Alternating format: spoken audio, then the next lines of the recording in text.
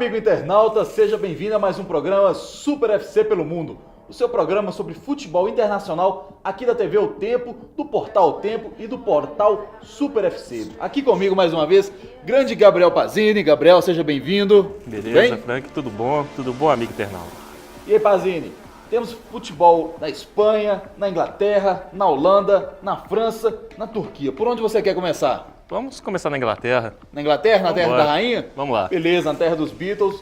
Na minha opinião, o melhor campeonato de clubes do mundo. Começando então a nossa rodada da Premier League, o campeonato inglês.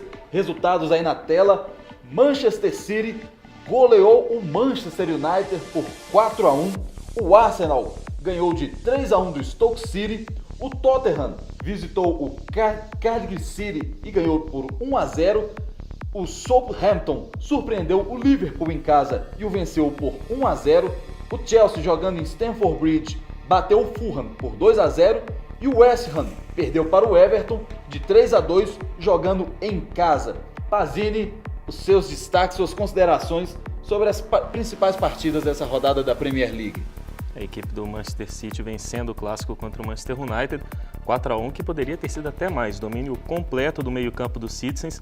Agüero com 2 gols, jogou muito bem. O Nassi, que foi recuperado pelo Pellegrini, está fazendo um belo campeonato inglês, bom começo de temporada, com 2 assistências, foi outro destaque. E todo o time como um todo ali jogando muito bem. Os Citizens mereceram essa goleada, estão só a 2 pontos dos líderes Arsenal e Tottenham. O Manchester United sem o Robin van Persie perdeu muito no seu ataque. O Kagawa no banco de novo, depois de ter jogado muito contra o Bayern pela Champions League, não deu para entender o Moyes fazendo isso. E no final das contas, um resultado justo. Detalhe para algumas estatísticas interessantes: o Manchester United não conseguindo vencer esse clássico na estreia dos 2 técnicos no grande clássico da cidade de Manchester. É algo normal para o Moyes perder clássicos. Em 11 anos no Everton, ele nunca ganhou do Liverpool fora de casa. A única notícia boa para o United foi que o golaço de falta do Andy Rooney foi o 11º dele nesse clássico, é o maior artilheiro da história do clássico de Manchester. Então, uma pergunta para você, Pazini. Essa derrota do United por 4-1 para o City mostra realmente a supremacia do time azul sobre o vermelho, de elenco? Atualmente, sim, o Manchester City tem um elenco melhor do que o do Manchester United. Ok. Passando aqui a próxima partida, Arsenal 3, Stoke City 1. Justa vitória, Arsenal um dos líderes do campeonato junto com o Tottenham, como você já disse antes. Uma bela vitória dos Gunners, né? Bela vitória, Ozil dando 2 assistências, participando de um gol, tá jogando bola demais. E o Ramsey marcou de novo, né? 7 gols no começo de temporada, impressionante. Tottenham, novo riquinho do futebol inglês também, conseguindo mais uma vitória, dessa vez fora de casa, quando Cardiff City. Acertei o nome. A equipe do Tottenham vencendo com um golaço de letra do Paulinho aos 48 do segundo tempo e dominou o jogo. O Tottenham foi muito melhor ao longo de toda a partida. O Eriksen mais uma vez jogou muita bola no meio campo, o Andrews Townsend também. E a assistência para o Paulinho foi do Lamela, bom meio-campista argentino que deve ser titular nessa equipe do Tottenham, ganhando mais adaptação. Lidera o campeonato, o time londrino é um dos favoritos para a vaga na Champions League e pode brigar pelo título porque tem um time bem ajeitadinho. O Cardiff perde, mas mostra um time muito ajeitadinho nesse começo de temporada para fazer um bom torneio e fazer um clássico galês no campeonato inglês de arrepiar contra a equipe do Suense. Bacana. E essa derrota do Liverpool para o Southampton por 1-0 jogando em casa, pode ser considerada uma zebra? É uma zebra, né? Porque o Liverpool começa muito bem o campeonato, vinha 13 jogos invicto no campeonato inglês, somando a última temporada, e perde invencibilidade para o Southampton, justamente o último time que tinha vencido do Liverpool na temporada passada. O Liverpool foi até melhor no primeiro tempo, apesar da ausência do Philippe Coutinho. No segundo tempo sentiu mais a falta ali do meia brasileiro, que vai ficar até outubro desfalcando a equipe. Mas no próximo jogo tem a volta do Luis Suárez. Uma boa notícia para o Liverpool, que apesar da derrota, começa bem o campeonato, está na cola ali dos líderes ainda. Também é uma equipe que promete para essa temporada. Chelsea de José Mourinho sem inventar firula, 2, Fulham 0. Sem inventar, o Chelsea é mais forte, né? Conseguiu uma boa vitória, 2-0, o Oscar marcando de novo. O Chelsea que não perde para o Fulham em casa há 49 anos já, um enorme tabu que tem por lá. E para finalizar, o West Ham foi derrotado pelo Everton por 3-2. Um jogaço dos melhores da rodada, 2 golaços de falta do Baines, lateral esquerdo, muito bom de bola da equipe do Everton. O Everton que também tem um bom time para brigar por vaga em competições europeias. O detalhe foi o gol da vitória, marcado pelo Lukaku de cabeça. Depois que ele cabeceou a bola, ele tomou um choque do zagueiro da equipe do West Ham e caiu desacordado. Quando ele acordou, ele não sabia o que tinha acontecido no lance. O médico do Everton que contou que ele tinha feito o gol da vitória. Mas está tudo bem com ele, ele voltou, até participou dos minutos finais da boa vitória do Everton. Bacana. Passando então do futebol inglês, vamos fazer uma coisa diferente aqui, uma coisa que a gente não fez durante a gravação, para o ímpar para decidir qual vai ser o próximo campeonato. Par. Vamos lá, ímpar. Vamos lá. Ganhei. Então, eu quero o campeonato alemão. Vamos falar agora da Bundesliga, campeonato alemão. Resultados aí na tela para a galera acompanhar. O Bayern de Munique, atual campeão alemão, campeão da Copa da Alemanha e campeão da Champions, deu uma sonora goleada de 4-0 no Schalke 04. O Nuremberg conseguiu segurar o Borussia Dortmund e ficaram no empate por 1-1. O Mainz 05 perdeu para o Bayer Leverkusen por 4-1. E no último jogo da rodada, o Werder Bremen, fora de casa, venceu o Hamburgo por 2-0. Mas não tem como deixar de começar aqui sobre essa sonora goleada do Bayern. O Bayern, que não está jogando o fino da bola, ainda não acho que está no ápice, no máximo que o time pode chegar com o Pep Guardiola, mas em compensação não perdeu nenhum jogo também até agora na temporada, né? Não perdeu nenhum jogo, está invicto no campeonato alemão, começou com vitória na Champions League, ganhou a Supercopa da UEFA, o único revés foi na Supercopa da Alemanha para o Borussia Dortmund. Mas o time nessa partida se saiu melhor, com o Schweinsteiger entrando no meio campo, que mostra toda a diferença que ele faz, entrou na vaga do Thomas Müller. O time rendeu muito mais com toda aquela situação tática do 4-4-1, do 4-1-4-1, com variações, que a gente já comentou aqui outras vezes, e o time mereceu essa goleada, mandou no jogo, principalmente depois de abrir o 2-0. Até o 2-0 ali a partida estava um tanto equilibrada, depois só deu o Bayern, foi um atropelo, numa partida que marcou o reencontro dos irmãos Boateng, o Jerome do Bayern de Munique com o Kevin Prince, da equipe do Schalke 04. O Jerome joga pela Alemanha, o Kevin Prince joga pela seleção de Gana. Um atropelo que mostra a freguesia também, né? O Bayern de Munique venceu os últimos 6 confrontos contra o Schalke 04 sem levar um golzinho sequer, tá atropelando os azuis reais em todas as partidas. Você parece com a rivalidade que eu conheço aqui em Minas, viu? Vou te falar, viu? Mas como o assunto aqui é alemão, o Nuremberg conseguiu segurar o Borussia Dortmund em 1-1. O que aconteceu com as abelhas alemãs? Pazini. O time do Borussia Dortmund poupando muita gente, né? Reus, Nuri Sahin, Lewandowski, que jogaram só durante um tempo cada um. Além disso, Mkhitaryan foi poupado e outros jogadores também. O Dortmund sentiu falta desses nomes. Apesar disso, merecia ter ganho o jogo. Foi melhor do que o Nuremberg, criou mais chances. No segundo tempo fez pressão o tempo inteiro, mas a defesa do Nuremberg aguentou o tranco, conseguiu um bom empate, que é importante na luta do time contra o rebaixamento. O Dortmund perde 100%, mas lidera o campeonato ao lado do Bayern de Munique. Ok, só as pinceladas então do Bayer Leverkusen 4, Mainz 05 1 e Werder Bremen 2, Hamburgo 0, Pazini. A equipe do Bayer Leverkusen, terceira força do futebol alemão, começa bem, está só a um ponto do Bayern e do Borussia Dortmund. Nesse jogo teve um novo elemento aparecendo, Rob Kruse, jovem australiano, teve sua primeira oportunidade na temporada como titular e jogou demais, marcou 2 gols e deu assistência.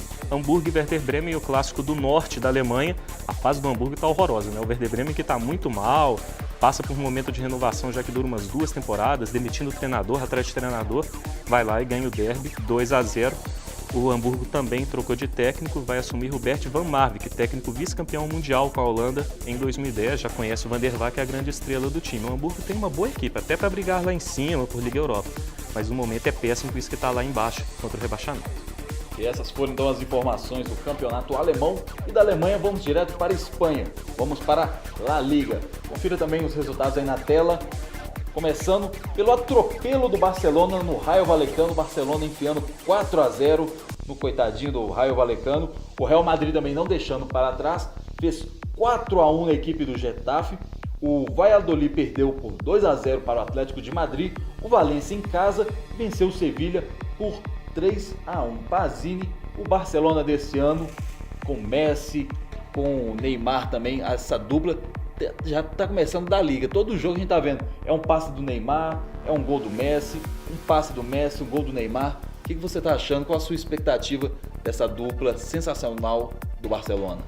Cada jogo vai melhorar, né? Porque os dois vão ganhando mais entrosamento, o Neymar vai se adaptando mais ao estilo de jogo do Barcelona. Muita gente reclama do Neymar diferente do Neymar do Santos, mas é algo lógico. No Santos, o Neymar era a grande estrela. No Barcelona, ele é mais uma. Tem o Messi, tem o Fábricas, tem o Iniesta, tem o Xavi. E o Messi é a grande estrela do Barcelona. Então, vai ser um Neymar diferente mesmo do que a gente estava habituado a ver no Brasil. Ainda assim, está jogando muito bem. Cada partida que passa, ele melhora. Está dando muitas assistências, fazendo tabelas com o Messi e participando bem do jogo. Jogou bem contra o Rayo Vallecano mais uma vez. Numa partida que marca a mudança do Barcelona. Desde 2008, o Barcelona não tinha a posse de bola inferior ao adversário em partidas oficiais. Eram 316 jogos. Nesse jogo teve menos posse que o Rayo Vallecano.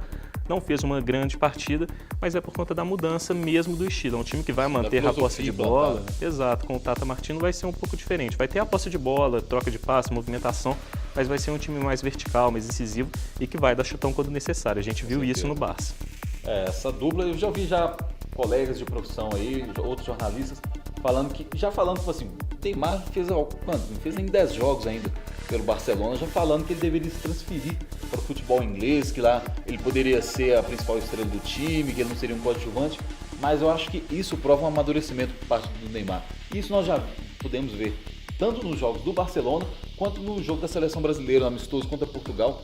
O menino jogou muito, carregou, não vou dizer carregou porque todo o time da seleção jogou bem, mas ele foi o destaque disparado. E isso muito já mostrando o futebol dele, que ele tem apresentado no Barcelona, não é? O Barcelona, uma evolução tática também, que a gente já vai vendo desde que o Filipão assumiu a seleção na Copa das Confederações.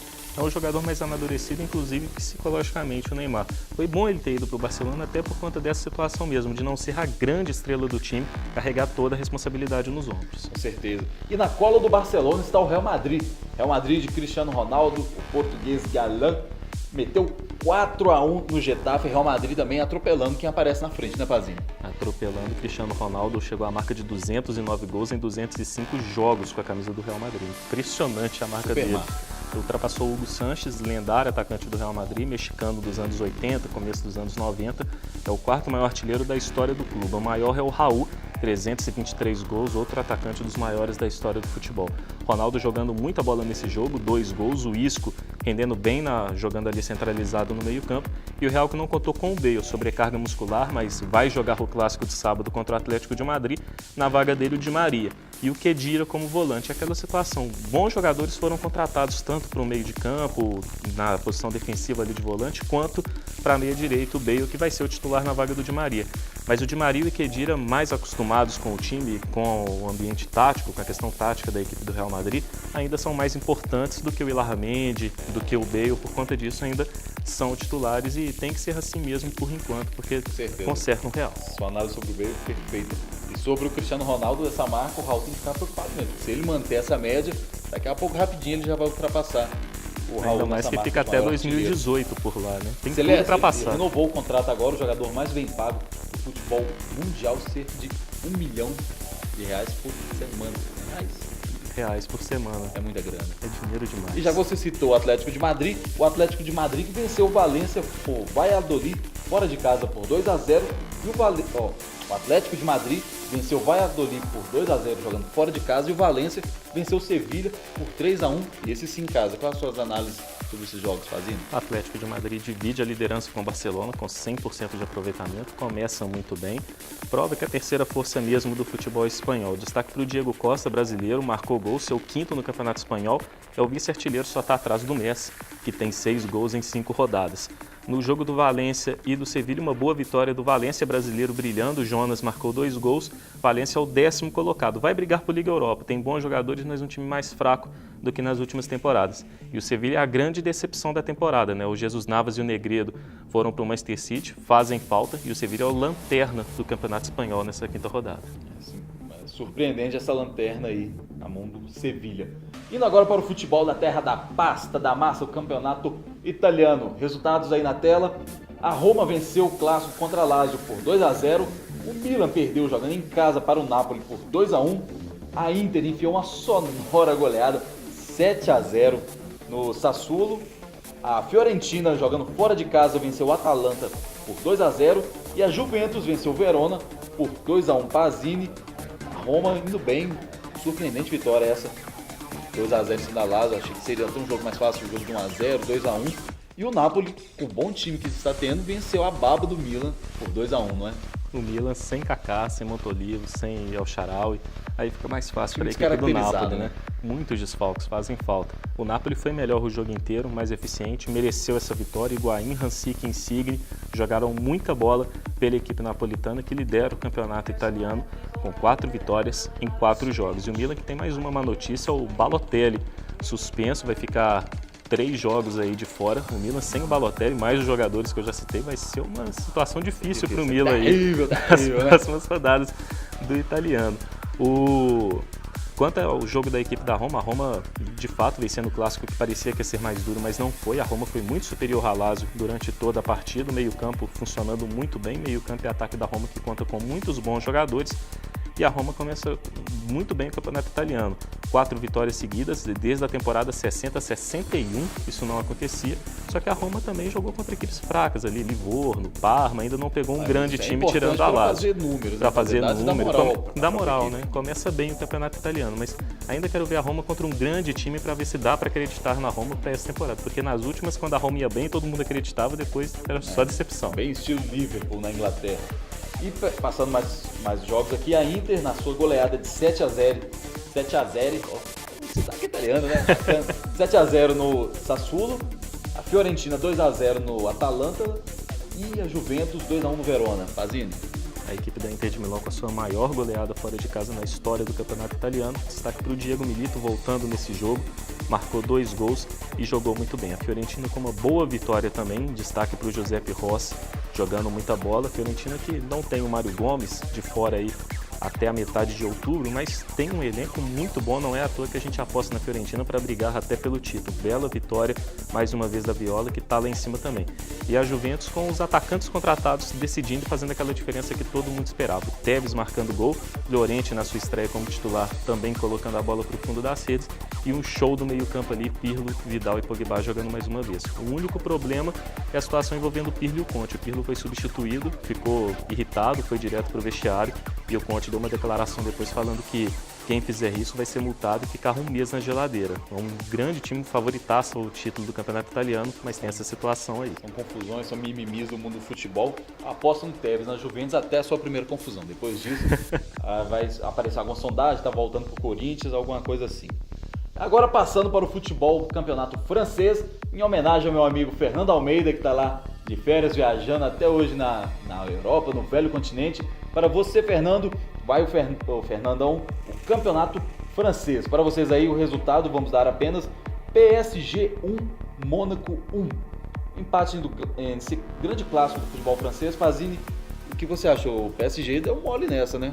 Deu mole, poderia ter vencido, né? Foi um grande jogo, um primeiro tempo muito bom, as duas equipes alternando domínios, muitas finalizações dos dois lados. Segundo tempo o jogo caiu porque o Mônaco ficou mais no contra-ataque. Apesar dos atacantes milionários, os dois atacantes marcaram gols, inclusive, mas perderam boas chances. O Ibra marcou um gol, mas perdeu 3 chances claríssimas de gol. E o Radamel Falcão Garcia perdeu uma boa chance também. Não renderam tudo que podem os grandes atacantes. A estrela do PSG foi o Verratti. Jogou muito bem, um jogador com muito futuro pela frente, muito bom meio-campista.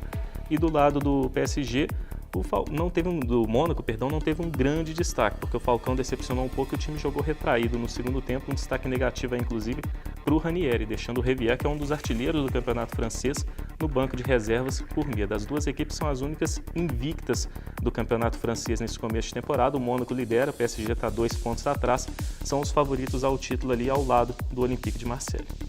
O empate em 1-1 com os novos emergentes do futebol na Europa. Da França vamos direto para o holandês. Resultado na tela, o PSV aplicou 4-0 no Ajax. O Ajax já veio de uma goleada também na Champions e agora toma mais um revés, caindo de 4 para o PSV. Difícil a situação da Ajax, hein? O que está acontecendo, Basini? O segundo 4-0 seguido, né? É o fator Eriksen, né? O grande jogador da equipe é vendido, sempre perde um pouco. Você esperava do Ajax o tetracampeonato, o atual tricampeão. Era mais time do que o PSV, mas perdeu o Eriksen, faz muita diferença no time do Ajax, apesar de terem outros bons jogadores.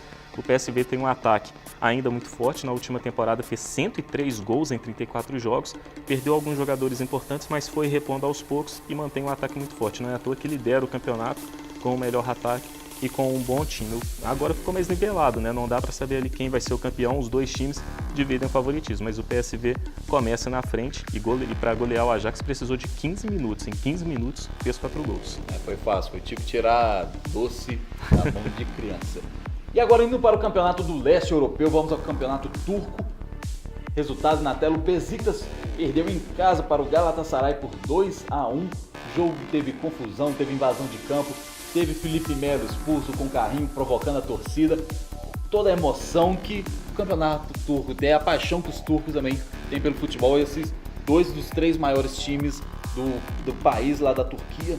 Pazini, resultado justo, o que você achou? E também quero que você falasse um pouquinho dessa confusão. Realmente a galera invadiu o campo por causa do Felipe Melo ou não? Por conta de 2 fatores, né? O Felipe Melo provocando também, né? A bomba do Felipe Melo. Para quem não viu o lance, né, não sabe o que aconteceu, o Muslera fez cera, né, o goleiro do Galatasaray. E o Beşiktaş, na hora de sair jogando, não devolveu a bola como normalmente os times fazem no fair play. O Felipe Melo perdeu a cabeça e deu um carrinho de frente. Com nenhum fair play, né? Com nenhum fair play no adversário. Deu um cartão de visita mostrando as travas das duas chuteiras, assim, batendo canela do jogador por trás ainda. Pois é, uma entrada criminosa, né? E aí ele foi justamente expulso. Na hora de sair de campo, ele ainda me saiu mostrando a camisa do Galatasaray para a torcida do Beşiktaş. Como você disse, os turcos são malucos no futebol, muito apaixonados. A torcida que já estava tentando invadir o campo antes, brigou entre si, sendo que só tinha a torcida do Beşiktaş na arquibancada, pegou e correu para dentro do campo, invadiu o campo de vez. O Felipe Melo não é o único culpado, mas é um dos pivôs da confusão mesmo. E é um dos tristes episódios que acontecem no futebol turco e com recorrência. Quase sempre tem casos assim. Nos últimos 3 clássicos entre Beşiktaş e Galatasaray aconteceu essa invasão de campo. Quanto ao jogo, uma vitória justa do Galatasaray. O Galatasaray foi muito melhor no segundo tempo. É o melhor time da Turquia, atual bicampeão, maior campeão do país. Tem um meio-campo muito bom e 3 estrelas. Drogba, que marcou os 2 gols do Galatasaray, e Sneijder e Burak Yılmaz, que fazem diferença. O Galatasaray, que tirou 100% de aproveitamento do Beşiktaş, pulou para o 4º lugar, está só 3 pontos atrás do Beşiktaş e do Fenerbahçe, que lideram. Mas tem um lado, esse jogo oficialmente está suspenso pela Federação Turca, porque o regulamento manda assim, invadir o campo, o jogo é suspenso. Mas o Galatasaray deve vencer por 3-0, o que não altera aí a situação na tabela dos times. Entendi. E passando então da Turquia, vamos para a Ucrânia. O Shakhtar Donetsk, do menino Berdá, venceu o Ворскла Poltava por 3-0. Pazini, teve muita vodka aí na comemoração do Shakhtar? Aí eu já não sei, mas a pronúncia foi sensacional, hein? Obrigado, Parabéns pela pronúncia. Mandou bem. Eu estudei. Obrigado, valeu. Mandou bem. E o Bernat foi a grande atração, né? Até por conta disso que a gente está falando da Ucrânia. O Bernat deu uma assistência sensacional para o primeiro gol do time, marcado pelo Ferreira.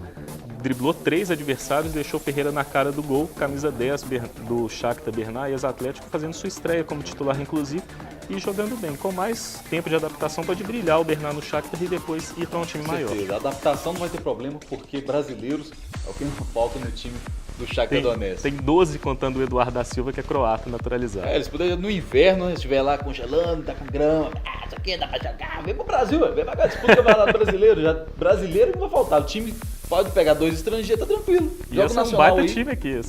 Ia ser favorito ao título, ia ser. Com certeza. Pois bem, amigos internautas, chegamos ao fim de mais um Super FC pelo Mundo. Obrigado pela audiência, Pazini, obrigado também a participação, hein, parceiro. Valeu demais, Franco, obrigado ao amigo internauta. É, galera, até a próxima edição. Nos encontramos aqui no Portal do Tempo Online. Valeu!